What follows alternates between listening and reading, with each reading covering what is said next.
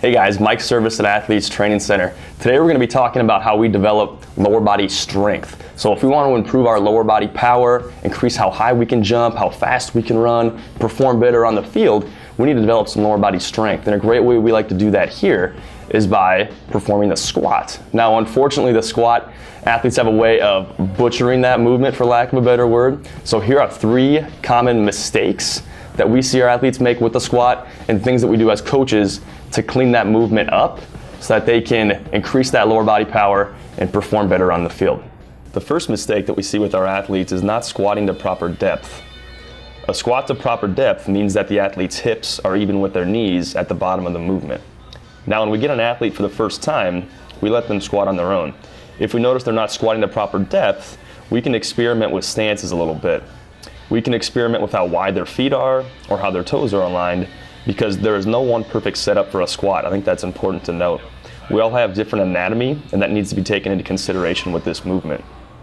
Some athletes like to squat with a wider stance and their feet pointed out. We might have athletes squat with a more narrow stance and their feet pointed straight ahead. It's important as coaches that we're able to determine that and put the athlete in the best position to squat. The second mistake that we see with our athletes is that their knees are coming in during the movement. It is important to note that the knees need to track in line with the toes during the squat. If we notice that an athlete's knees are tracking inward, we can put a mini band around their knees. From here, the coach is going to tell the athlete to press out into the band, which is going to force their glutes to activate, which in turn helps keep the knees over the toes when squatting. The third mistake that we see is weight excessively shifting forward or backward during a squat. During a squat, we want the hips, knees, and ankles to flex and extend as one unit. To correct any excessive shifting, we can hold a dumbbell in a goblet position, just right under the chin. And this is going to serve as a counterbalance and provide the athlete with some feedback as they squat. Another way we can fix this issue is by propping the athlete's feet up onto weight plates.